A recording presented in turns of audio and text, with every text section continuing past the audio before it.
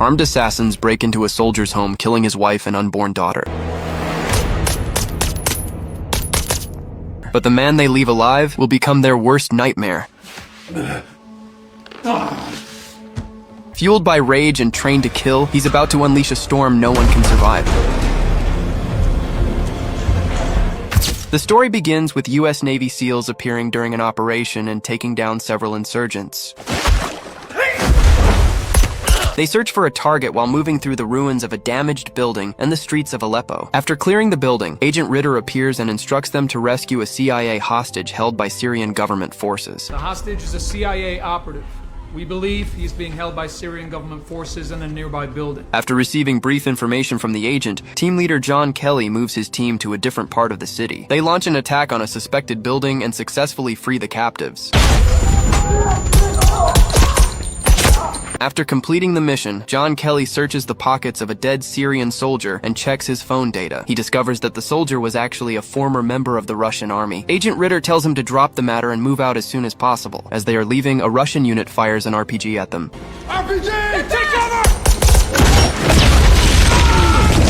Kelly and his team respond with a counterattack. They quickly realize that the location is not a safe place for Syrian forces, but instead a hidden Russian weapons depot. During the intense battle, they and the rescued hostage escape to the rooftop of the building, where a helicopter is waiting. While on board the helicopter, Kelly blames Ritter for the deaths of his men caused by the Russians. Soon after, they destroy the building and leave the area. Next, one of Kelly's team members, who had recently retired from the military and is spending time with his family at home, is hit by a van outside his house. After some time, another retired team member is assassinated on the road by unknown attackers.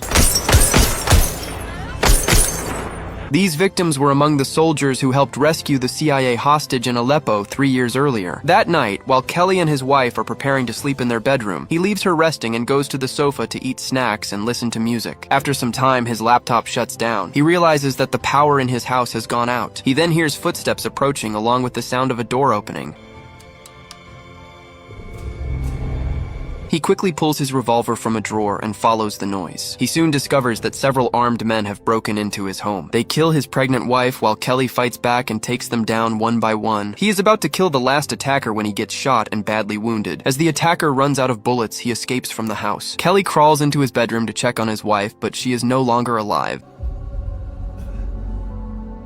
He is then taken to the hospital. After some time, he finally regains consciousness. His Navy SEAL captain, Karen Greer, visits him and informs him about the deaths of his wife and 2 former SEAL teammates. She also tells him that security measures have been increased for the remaining team members. Kelly explains that the attackers who entered his home were not ordinary criminals or robbers, but highly trained professionals. He believes they came there with a specific purpose. He asks her to do him a favor by providing the identities of the attackers, but she says she does not have that information. She advises him to rest because the case is still under investigation. Kelly finally recovers and joins a U.S. Army Special Forces team.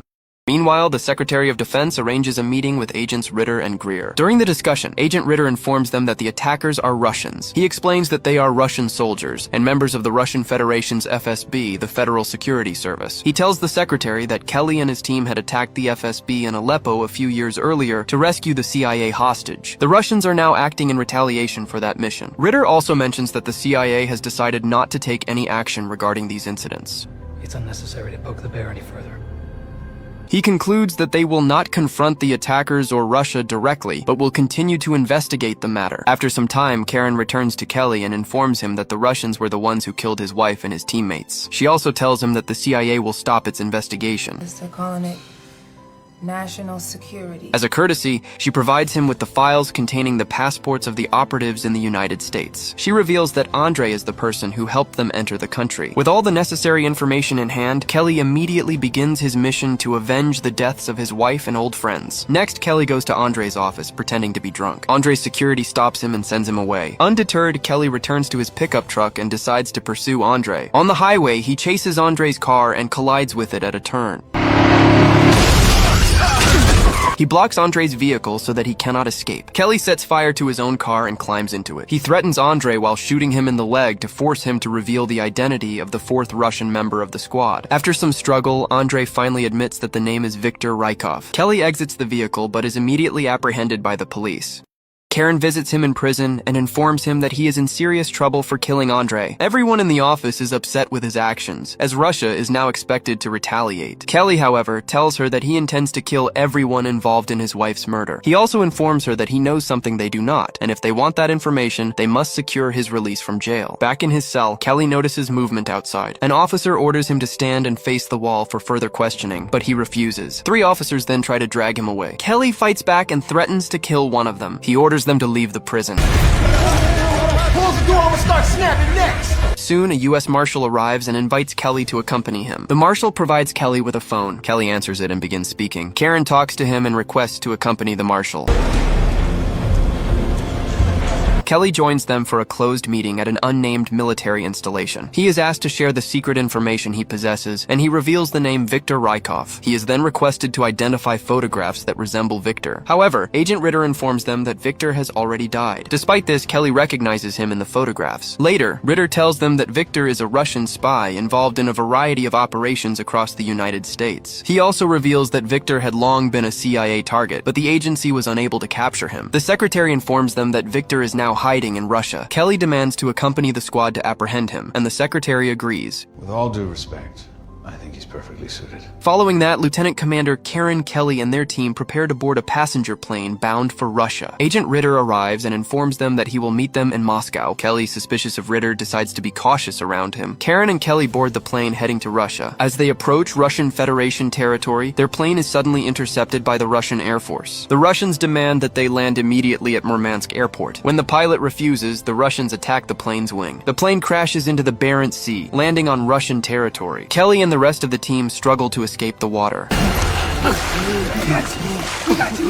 They take shelter in a Russian safe house and survive aboard a boat. After some time, they travel to Murmansk and reach another safe house, where Ritter is seen plotting with 2 Russians and money on the table. Kelly accuses Ritter of betrayal and forces him to reveal his true intentions. Ritter explains that he arrived after the plane attack, when everyone assumed they were dead, and that he has come to complete the mission of capturing Victor. He also tells Kelly that he hired the 2 Russians to guide them to Victor. Kelly prepares to shoot Ritter while choking him. Karen arrives and begs him to control his anger. Kelly manages to calm himself and ultimately spares Ritter's life. Agent Ritter then leads them to Victor's apartment. Kelly arrives to find Victor's bodyguards already dead. He sees Victor wearing a suicide jacket waiting for them. Victor greets Kelly and says he knew that Kelly and his team were coming to Russia to kill him. Victor assures Kelly that he was not the one who planned the murder of Kelly and his pregnant wife. Kelly listens as Victor claims that they are in the same situation and that someone else led them there to die. Kelly tries to reason with Victor, but Victor pushes the button and blows himself up.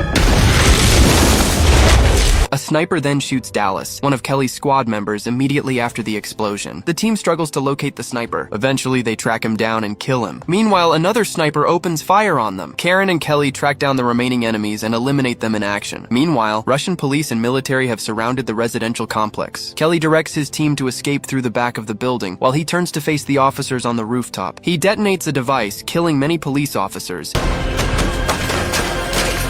as his men successfully flee the apartment in a van. Kelly keeps the enemies occupied by himself while the others escape. He also fights the military personnel who are attempting to capture him on the apartment stairs. Eventually, he escapes as well, disguising himself as a Russian soldier with a tear gas mask covering his face. Next, he arrives at the coordinates in a Russian vehicle. Karen greets him and drives him to a boat. He quickly departs Russia with his remaining team members, along with Karen and Ritter. On the boat, Kelly questions Agent Ritter about Victor and his connection to the CIA. Ritter explains his career and instructs Kelly to carry a money bag on the boat and disappear somewhere in the world. He promises to report Kelly as dead to the CIA after the operation. Kelly thanks him and apologizes for previously suspecting him of being a traitor. After some time, while Secretary Clay is in a restaurant restroom, Kelly appears. He confronts Clay about his true motives for sending him to Russia, referencing Victor's pawn conversations. When Clay cannot answer, Kelly kidnaps him in his car. Kelly threatens to kill Clay's family if he does not reveal the truth. Secretary Clay finally explains why he assigned Kelly to the mission. He implies that US-Russian connections should be limited to protect the economy. He further reveals that both countries had planned to use them as bait, creating situations where people from both sides would threaten each other with war. This, he claims, would unite the American people against Russia, while keeping the governments themselves free from suspicion. During the conversation, Kelly drives the car into a river, drowning both himself and Secretary Clay. Karen quickly pulls Kelly out of the river. Kelly hands over a recorded device containing Clay and Karen's confessions to the CIA. Karen drops Kelly off at an airport and gives him a new passport. She begs him to start over with a new identity and not to forget about her. The end. Thank you for watching. Like, share, and subscribe for more recaps like this.